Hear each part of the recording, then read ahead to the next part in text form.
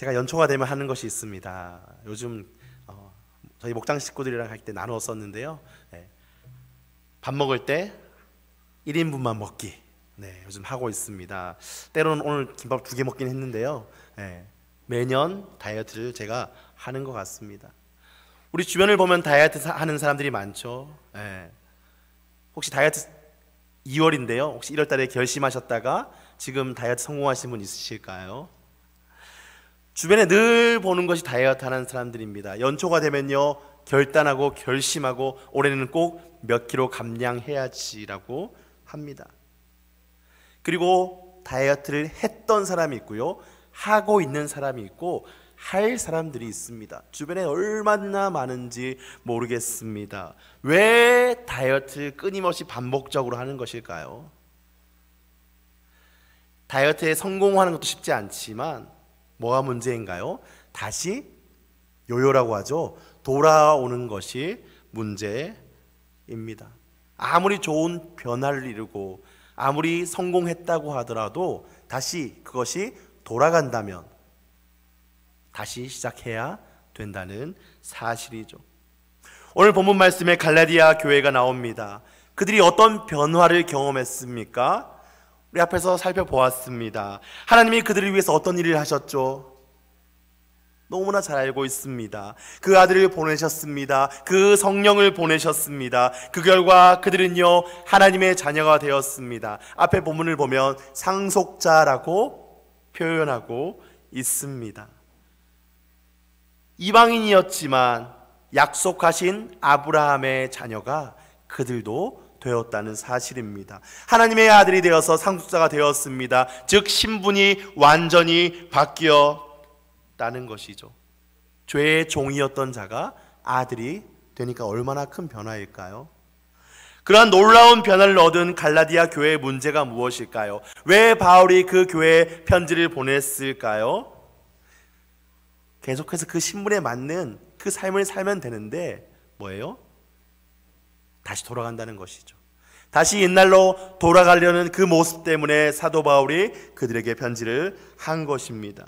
왜 그런 걸까요? 그들의 문제는 무엇일까요? 8절, 9절 말씀입니다. 오늘 본문은 아니지만 8절, 9절 말씀입니다. 함께 읽으시겠습니다. 그러나 너희가 그때에는 하나님을 알지 못하여 본질상 하나님의 종노릇하였더니 이제는 너희가 하나님을 알 뿐 아니라 더욱이 하나님이 아신 바 되었거늘 어찌하여 다시 약하고 천박한 초등학문으로 돌아가서 다시 그들에게 종노릇하려 하느냐. 그들의 과거는 어땠을까요? 과거에는 하나님을 알지 못했습니다. 우상을 섬겼습니다. 그들에게 절을 하고 하나님을 아예 알지 못했던 자들이었습니다. 거짓 신들을 따랐습니다. 그러나 9절에 말합니다. 어떻게 시작하나요? 9절은요, 이제는 이라고 시작합니다. 과거에는 몰랐습니다. 그러나 이제는 신분이 바뀌었습니다. 이제는 하나님을 아는 자가 되었습니다. 전에 하나님을 몰랐던 자가 하나님을 아는 자가 되었습니다. 하나님과 관계가 없었던 자들이 하나님과 관계 있는 자들이 되었다는 것입니다. 이제는 아들입니다. 우리도 마찬가지 아닌가요? 이제 아들이 되었습니다. 그 아들의 삶을 살면 되는데 다시 돌아간 것이죠. 우리도 마찬가지입니다. 우리 선교사님들이 선교지 가면 가장 어려운 문제, 많은 어려운 문제들이 있지만 사역을 하면서 많이 부딪히는 문제 중에 하나가 이것입니다. 그 토속 신앙의 그 신앙의 끈들을요, 쉽게 놓지 못하는 사실입니다. 우리도 마찬가지 아닌가요? 예전에 교회에서 어떤 모습들이 있나요? 우리 교회에 다니고 하나님의 자녀가 되었다고 하지만 여전히 미신적인 모습들이 남아 있었던 것을 기억하실 것입니다. 이렇게 하면 복이 달아난다. 이사는 언제 해야 한다. 이런 것들이 많이 있었지 않습니까? 그런데 하나님이 그런 나를 아시고 나를 찾아오셔서 나에게 하나님을 나타내셨습니다. 하나님을 알게 하셨습니다. 그 결과 이제는 내가 하나님을 알게 되었습니다. 하나님과 특별한 관계가 되었습니다. 이제 거짓 우상의 종들이 아니라 살아계신 하나님의 자녀입니다. 얼마나 놀라운 일입니까? 얼마나 큰 은혜이고 특권인지 모르겠습니다. 그런데 지금 그런 갈라디아 교회에 바울이 책망한다는 것이죠. 무엇일까요? 하나님이 하신 일과 지금 그들이 어떤 자가 되었는지 예수님께서 십자가 위에서 하신 일은 분명합니다. 변하지 않습니다. 그런데 그들이 다시 이전으로 돌아가려고 하는 것이죠. 상속자의 삶을 살려고 하지 않는 것입니다. 다시 그 종으로 되려고 몸부림을 치고 있다는 것입니다. 그 갈라디아 교회 사람들이 하나님을 몰랐던 때처럼 다시 우상숭배를 하는 것일까요?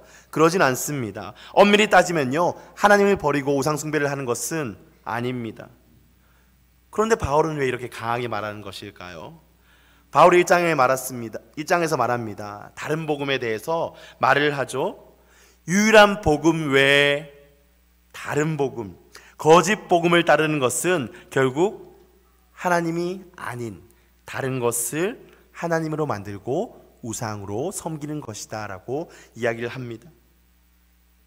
복음 외에 다른 모든 것은요, 결국 하나님이 아니라 나의 행위가 나를 구원하는 것이기 때문입니다. 내가 뭔가를 해서 하나님의 기준에 이를 수 있다라고 믿는 것이죠. 그 형태가 어떻게 되었던, 그 형태가 아무리 좋아 보이는 것이든 간에 똑같은 결과에 이르게 된다는 것입니다. 깎아 만든 우상에 절하는 것만 우상 숭배는 하는 것이 아니라 율법의 행위를 통해서 의롭게 되려고 하는 그 이스라엘의 그 모습, 그것이 같다라고 이야기를 하는 것입니다. 아니, 오히려 더 안 좋지 않을까요?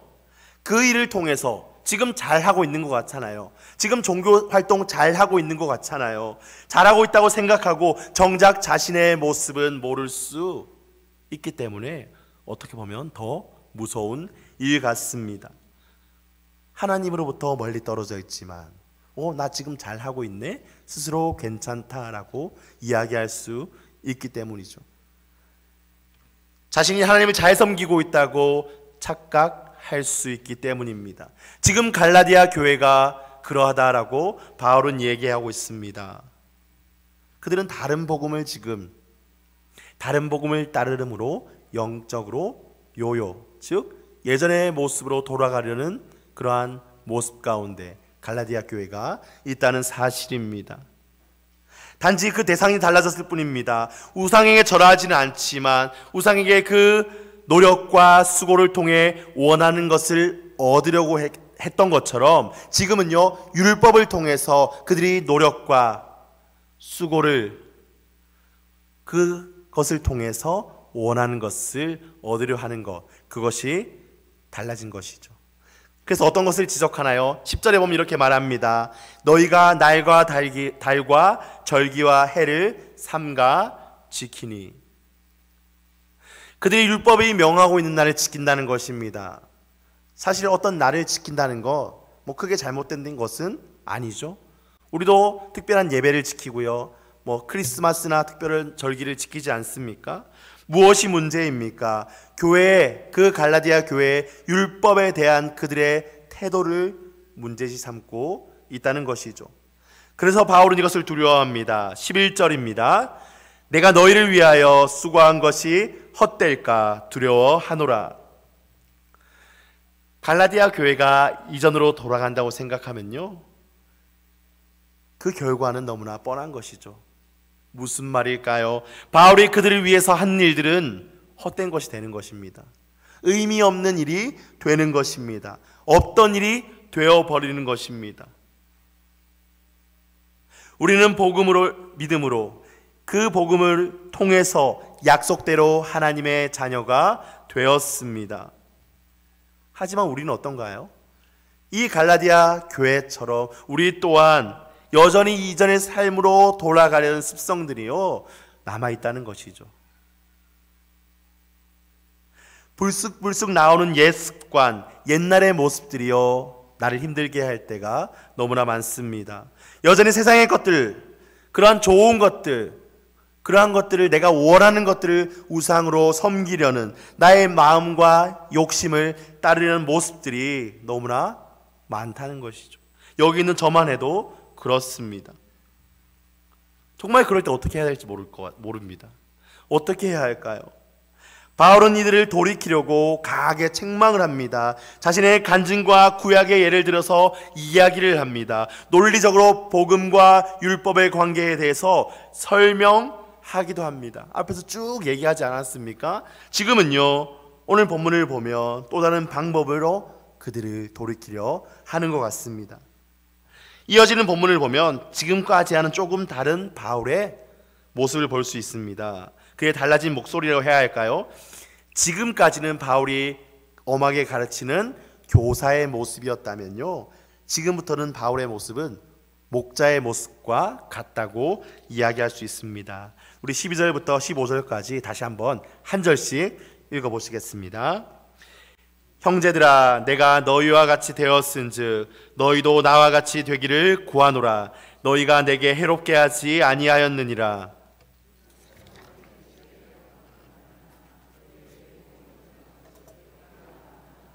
너희를 시험하는 것이 내 육체에 있으되 이것을 너희가 업신여기지도 아니하며 버리지도 아니하고 오직 나를 하나님의 천사와 같이 또는 그리스도 예수와 같이 영접하였도다.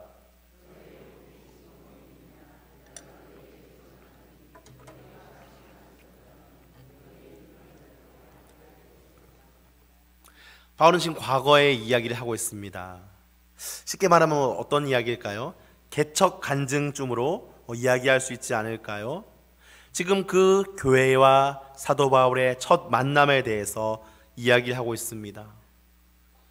아마 사도 바울의 입장에서는 그 처음 만남을 떠올려 봤을 때 놀라웠을 것입니다. 특별한 하나님의 계획이라고 느끼지 않을 수가 없었을 것입니다. 본문을 보니까 처음 그들을 만났을 때의 바울의 모습은 형편없다라고 말할 수 있었을 것입니다.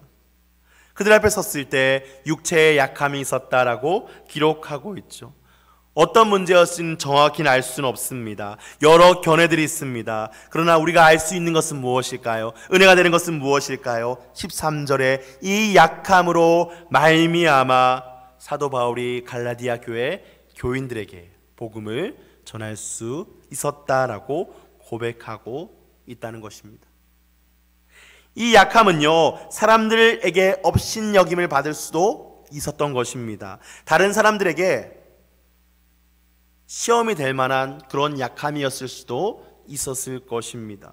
하지만 갈라디아 사람들은요, 바울의 이러한 육체의 약함을 개의치 않았습니다. 편견 없는 모습으로 그 복음을 받아들였다는 것이죠. 그 과거에 그들이 받아들였던 그 시절의 이야기를 지금 사도 바울이 하고 있습니다. 그들이 받아들였을 때 그들에게 복이 되었습니다. 그들은 마치 바울이 천사라도 되는 것처럼, 예수님께서 내려오신 것처럼 바울을 영접했다라고 기록하고 있죠. 그들의 태도에 대해서 바울이 고백합니다. 할 수만 있었더라면 눈이라도 빼어서 주었을 것이다 라고 말합니다. 그 바울의 마음 느껴지십니까? 어찌되었던 바울을 향한 갈라디아 교회의 사랑을요, 지금 본문 봐서는 생각할 수가 있습니다. 그러나 지금 상황이 변했습니다. 어떻게 변했나요? 16절 말씀입니다. 그런즉 내가 너에게 참된 말을 함으로 원수가 되었느냐? 복음을 전한 자와 복음을 받아들인 자의 관계가 변했습니다. 바울이 전한 복음은 변하지 않았습니다. 바울이 전한 복음은 그대로입니다. 참된 말이라고 표현하고 있습니다. 하지만 갈라디아 교회가 지금 변했습니다. 그래서 둘 사이도 멀어진 것이죠. 교회가 바울이 전한 복음에서 벗어났기 때문에 바울과 그 교회의 사이가 변했다는 사실입니다. 그들은 처음에는 그 바울의 약함에도 불구하고 그 바울을 용납하고 받아주었던 사람들이었습니다. 사랑으로 존중한 사람들이었습니다. 그렇게 따뜻하고 너그럽게 바울을 섬겼던 사람들이었습니다. 그런데 지금 원수처럼 여긴다라고 기록하고 있습니다. 왜요? 다른 복음이 들어왔기 때문입니다. 다른 복음이 들어옴으로 그 관계가 와장창 깨어지고 말았죠. 바울은 지금 무엇을 전하고 있습니까? 너희는 율법에서 해방된 사람들이야. 너희는 하나님의 상속자들이야. 진리를 전한 이런 바울이 이제 율법을 의지하려는 마음을 먹은 그 갈라디아 교회에게, 이제 그런 미혹을 당하고 있는 거짓 선지자들에게 이야기를 듣고 그런 미혹 가운데 있는 갈라디아 교인들에게는 다시 원수처럼 되었다라고 하는 것입니다. 그 교회에 대한 설명 바울이 하고 있습니다. 17절, 18절 말씀입니다. 그들이 너희에게 대하여 열심내는 것은 좋은 뜻이 아니요 오직 너희를 이간시켜 너희로 그들에게 대하여 열심을 내게 하려 함이라. 좋은 일에 대하여 열심으로 사모함을 받음은 내가 너희를 대하였을 때뿐 아니라 언제든지 좋으니라. 이러한 설명을 하고 있습니다. 무슨 말입니까? 잘못된 열심으로 그 교회와 바울을 멀어지게 했다는 것입니다. 열심, 좋은 단어 아닙니까? 그런데 열심이란 말을 부정적으로 사용했을 때는요, 질투의 감정을 묘사합니다. 거짓 형제들은 자신을 위한 잘못된 목적으로, 그 이익 때문에, 그 개인적인 마음 때문에 교회가 열심을 내게 하고 있습니다. 율법의 행위로 열심을 내어서 복음이 이미 무너뜨린 것들을요 다시 세우고자 하는 것이죠. 필요 없는 것을 다시 세우고자 하는 것입니다. 하나님에 대한 열심은 너무나 좋은 것입니다. 그 열심이 올바른 방향입니다. 그래서 누군가가 하나님을 향해서 열심을 낸다면요 어떤 모양이든지 좋은 것 같습니다. 그런데 열심히 방향이 하나님이 아니라면 어떨까요? 우리는 그것을 조심해야 합니다. 그 열심이 결국 왜요? 자신을 향하기 때문입니다. 그 방향이 하나님이 아니라면요 그 열심이, 지나친 열심이 자신을 향하기 때문입니다. 그리고 그런 열심은요 반드시 어딘가에 문제를 일으키게 만든다는 사실입니다. 바울은 어떤가요? 바울의 열심은 어떤가요? 그는 그 거짓 형제들과 달리 자신을 위해서 갈라디아 교회를 이용하지 않았습니다. 지금 주구장창 하고 있는 말이 무엇일까요? 그 교회에 대한 주도권을 가지고 다투고 있는 것이 아닙니다. 그 교회가 어떤 교회냐, 누가 개척한 교회냐, 그것을 따지고 있는 것이 아닙니다. 그저 한 가지입니다. 갈라디아 교회의 영적 건강과 그 성도들의 올바른 믿음을 위해서, 진리를 위해서 지금 이야기하고 있다는 것이죠. 바울은 지금 어떤 심경으로 말하고 있을까요?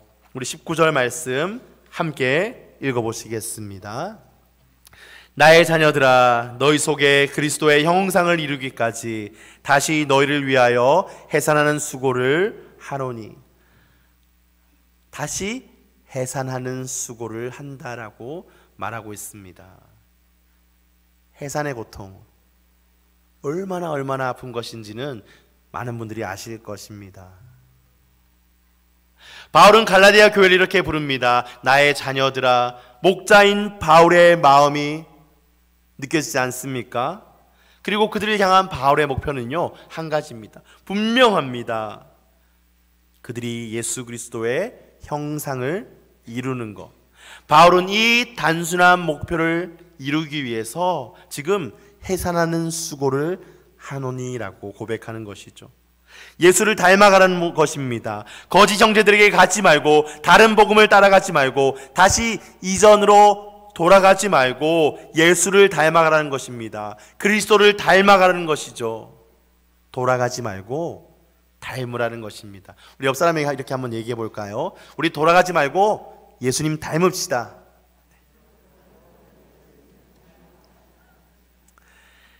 부모로서 자녀를 양육할 때 여러 가지 모습으로 양육합니다. 자녀의 잘못에 대해서 엄하고 강한 목소리가 필요할 때가 있습니다. 또 때로는 부드럽고 인자한 모습으로, 사랑의 모습으로 양육해야 될 때가 있습니다. 지금 바울은 좋은 목자로서, 그들의 영적인 부모로서 부드럽게 인자한 목소리로 그들을 인도하는 것이죠. 돌아가지 말고 닮아가라는 것입니다. 모세를 따라 애굽에서 나온 이스라엘 백성들 잘 아실 것입니다. 바로 그들의 모습이 이런 모습이었습니다. 애굽의 종에서 벗어났습니다. 탈출하고 나왔습니다. 불확실한 미래지만 하나님의 인도 아래 걸어갔습니다. 그때 백성들은 어떻게 했나요? 같은 음식을 먹으면서, 하나님의 은혜로 주신 그 음식을 매일매일 먹으면서 후에는 불평과 불만이 그 입에서 고백하였다는 사실입니다. 길이 불편했습니다. 그 원주민들이 두려웠습니다. 울부짖음과 불평은요 끊이지 않습니다. 왜 우리가 애굽을 떠났을까? 저 모세가 우리를 나오게 해서 우리가 이 광야에서 죽어야 하는 것인가? 차라리 종이로 있을 때가 좋았다. 애굽에서 이러한 음식들을 먹었는데 기억나지 않으십니까? 옛날로 돌아가는 것이 더 쉬워 보입니다. 그렇죠? 익숙하고 편하고 잘 했던 것입니다. 더 익숙합니다. 안전합니다. 또 다른 수고가 필요가 없습니다. 눈에 보이지 않는 하나님을 신뢰할 필요 없이 그저 눈에 보이는 것을 쫓아내면 됩니다. 내가 잘하는 것을 그저 하면 됩니다. 내 뜻대로, 내 능력대로 그저 살면 너무나 편하고요, 너무나 좋습니다. 어려움이 없습니다. 그래서 우리가 쉽게 예전으로 돌아가려는 모습이 있다는 것이죠. 그래서 옛 습관에 따라 살면서 어떤가요? 더 나은 변화를 위한 수고를요 버리는 것이죠. 미루어 두는 것이죠. 그저 우리의 목표를 잊어버리고 그리스도를 닮아가는 것을 포기하는 것이죠. 말씀을 마치겠습니다. 과거에 우리가 어떤 자였는지 오늘 기도 가운데 돌아보시기를 바랍니다. 종이었습니다. 과거에 우리가 종이었던 삶을 그리워하지 않으시기를 소망합니다. 과거를 제대로 보고 기억하시기 바랍니다. 과거에 매여 있는 사람은 미래를 볼 수가 없죠. 우리는 과거를 잊어서는 안 됩니다. 그러나 과거에 매여 있으면 안 된다는 것이죠. 그래서 우리는 과거를 기억하되 과거를 떨쳐버릴 수도 있어야 한다는 것입니다. 그럴 때 우리는 오늘을 바르게 살 수 있습니다. 미래를 바르게 그릴 수 있습니다. 그러니까 우리 뒤돌아보지 말고, 다시 돌아가지 말고 앞을 바라볼 수 있기를 소망합니다. 돌아가지 말고 예수님 닮은 모습으로 살아갈 수 있기를 소망합니다. 우리는 계속해서 우리 삶 가운데 그 그리스도의 형상을 이루기 위해서 애쓰고 또 애써야 할 것입니다. 우리 영적인 요요 현상을 경계하시기를 바랍니다. 기도 가운데 한번 떠올려 보십시오. 과거의 습관들, 내가 지금 요즘 올해 다시 보여지고 있는 과거의 습관들은 없는지, 만약 그러한 것이 있다면 한번 적어보시고요, 그 적은 것을 가지고 간절히 기도하시길 바랍니다. 지금 이것이, 이 습관들이 내가 그리스도의 모습을 닮아가는데 필요한 것인지 필요하지 않는 것인지, 그리고 그것을 놓고 끊임없이 기도하시고 과감하게 버릴 수 있는, 그래서 우리 뒤로 돌아가는 것이 아니라 계속해서 앞으로 전진할 수 있는 우리 모든 성도님 되기를 간절히 소망합니다.